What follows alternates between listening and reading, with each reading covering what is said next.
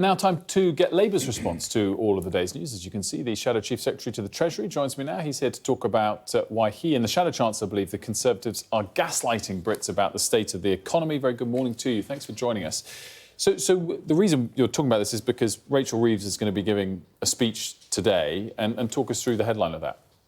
Well, look, we're making the case that having spoken to people across the country in the run-up to the local and mayoral elections last week, we know that people's lived experience of the economy is the most important test for the next general election. We will fight that general election on the economy and pose the question, do people feel better off or worse off after 14 years of chaos from the Conservatives in government, or would they like to return to stability under Labour? And that's what Rachel will be setting out in the speech today. I'm interested in the timing of the speech and reading some of the lines that have been trailed. It's sort of almost trying to get ahead of events potentially of the week. There's a lot of data to come. There's a Bank of England meeting. Does that suggest that, at least in the short term, you do think the data will be a little bit better? So we expect the data to be better. We want it to be better because it's been so awful, but that bar is quite low. You know, we'd like to come out of recession. That's the least we can expect. We want to stimulate more growth under a Labour government, not just bump along the bottom or be in recession as we have been under the Conservatives. But we also want inflation to get back to target at 2%. Our broader argument, though, is that until people at home feel the benefit of that and feel better off, it doesn't actually matter where the line on a graph goes or what the latest quarterly statistic is. People need to feel that, and we don't think they will feel that under 5 more years of the Conservatives in government. One line I was particularly drawn to of the speech that's going to be given later, if she says it as has been trailed. Rachel Reeves expected to say, by the time of the next election, we can and should expect interest rates to be cut. So does Labour think the Bank of England should cut this week? Well, nice question, but you know the Bank of England is independent. We support the independence of the Bank of England. It's for them to decide that. But our view is that if the election does happen later in this calendar year, that we would assume that the Bank of England might be in a position, based on the broader economic data, to cut interest rates. If they decide to do that, we welcome it, because that will make borrowing cheaper for people refinancing their mortgages, for example. But the fact is that over the last 14 years, the damage is already done for many people at home. If you've locked into a new mortgage now for 2 or more years off the back of the explosion following Liz Truss's mini budget, people are still going to feel the pain of that, and that's a consequence of the chaos of Conservatives in government, which you won't have with a Labour government. I want to talk about our story, Sam Coates' story earlier, that the MOD has faced a hack, according to his reports, by China, behind the state of China behind it. How would Labour deal with China? Well, in terms of the cyber attack, obviously the Defence Secretary is giving a statement to the House of Commons later today, and we'll need to see the detail of that before being able to comment more broadly.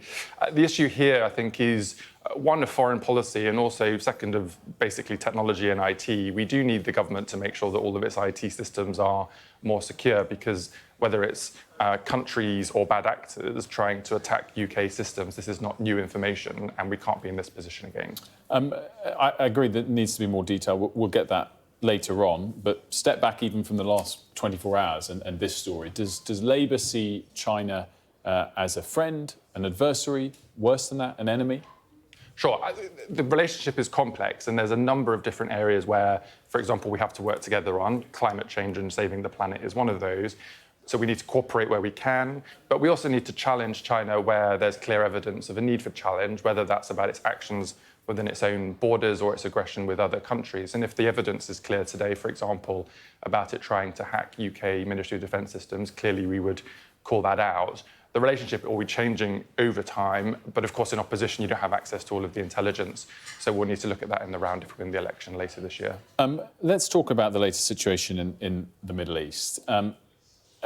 Clearly significant attacks on Rafah overnight, whether or not it's a full-scale ground invasion to be decided. Does Israel risk going too far with these sorts of steps, enough that the UK should be challenging Israel more, or even withdrawing its support for Israel?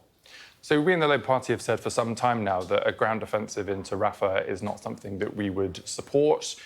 Clearly, given the humanitarian crisis that civilians are facing in that region and the fact that they're locked in because of the borders, means that the consequences of that for people there who are already in a kind of tragic situation would be even worse.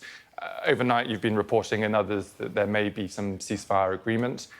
We hope that's the case. That's where we want to get to. not least because that means that aid will be able to be making its way to those people that need it, and that we hope that Israel and Hamas and others will be able to get back around the table to start a political dialogue. How close is Labour, though, to deciding to change its position? If for example, the fighting in Rafah escalates significantly, would that be sufficient? So Labour's position today is that we want there to be a ceasefire, we want Israeli hostages to be released, aid to be made available to those that need it, and a return to a political dialogue to secure a two-state sustainable solution. Our policy will no doubt change over time in respect of events, but actually the core tenets of that, returning to that two-state solution in a political dialogue, not a military field, I think will be pretty secure. I guess a lot of the former Labour supporters that would disagree with that position, they'd say those 4 points you just listed aren't being met, and yet at the headline there's still a support there, tacit or otherwise, for Israel from your party and Sir Keir Starmer. Stepping back from it all, do you think it had more of an effect at the polls? If you look, there's lots of conclusions to take from the local elections, but was there a more pro-Palestinian, anti-Labour vote that materialised than you'd expected? So there are two things. One, what's our policy in the Middle East? That has to be determined by events and the real diplomatic situation we face working with our allies to try to influence Israel and Hamas to get to a position of peace. That won't be influenced by kind of dynamics around trying to get more or less people to vote for us, because that's foreign policy. It has to stay pretty solid. In terms of our elections last week, we made significant progress across the country, which we were very happy with. You're right, there were some areas and some communities where independent candidates took votes from Labour. We obviously don't want that to be the case. We want people to be voting Labour in every part of the country. But as Keir Starmer said at the West Midlands victory lap on Friday night, we recognise that, and we want to spend time talking and listening to those communities to try to persuade them that if they want change in this country, the only way they can do that is by voting Labour at the general election. It's interesting talking about when the general election might be, and I guess the rhetoric always from your party has been call a general election, call it now.